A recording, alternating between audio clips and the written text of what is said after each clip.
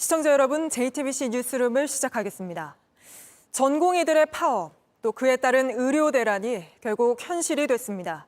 전국 대형 병원들에서 전공의들의 사직이 이어지고 있는 가운데 내일 아침이면 이른바 빅5 대형 병원 모두에서도 전공의들이 사라집니다.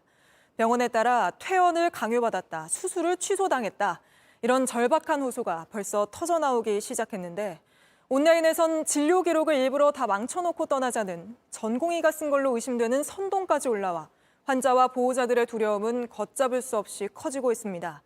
먼저 하루 앞서 전공의들이 업무를 중단한 세브란스 병원으로 가보겠습니다.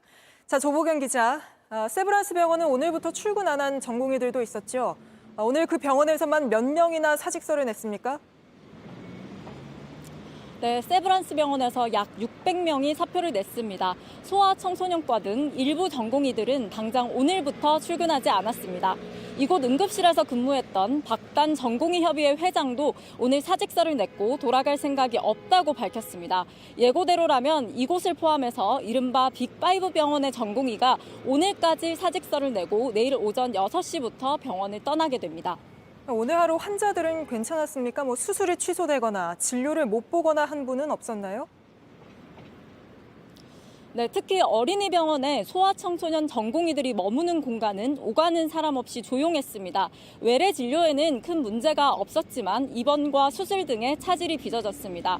취재진이 병원을 둘러보니 이곳에서 만난 한 부모는 수술은 파업으로 취소됐는데 아이 상태가 나빠져서 급하게 입원하게 됐다며 답답함을 토로했습니다. 환자 보호자들의 목소리 직접 들어보겠습니다. 벽걸이 절단 수술을 종료를 해서 썩어 들어가는데 1시가 급한데 다른 개인사를 먼저 생각하면 안 됩니다.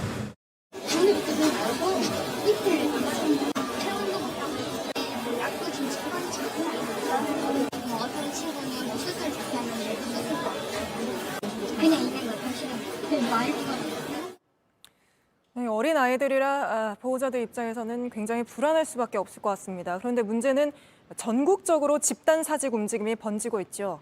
어느 병원 총 몇 명이나 사직서를 냈는지 집계되는 게 있습니까? 네, 그렇습니다. 보건복지부는 현재 사표를 낸 전공의 숫자를 집계 중인데 서울에서만 1,000명이 훌쩍 넘을 걸로 보입니다. 문제는 빅5 병원뿐 아니라 지역의 대학병원에 근무하고 있는 전공의들도 잇따라 사직서를 내고 있다는 점입니다. 대전 성모병원, 전남대병원, 부산대병원 등 전국 곳곳에서 전공의들이 사직서 행렬에 동참했습니다. 정부의 강경 대응에도 당장 출근하지 않는 전공의들은 더 많아질 걸로 보여서 혼란은 커질 걸로 보입니다. 네, 조보경 기자가 세브란스 상황 전해드렸습니다. 안녕하세요. 뉴스룸 앵커 한민용입니다. 오늘도 JTBC 뉴스룸을 시청해주신 여러분 고맙습니다. 오늘 저녁에도 뉴스의 현장에서 찾아뵙겠습니다.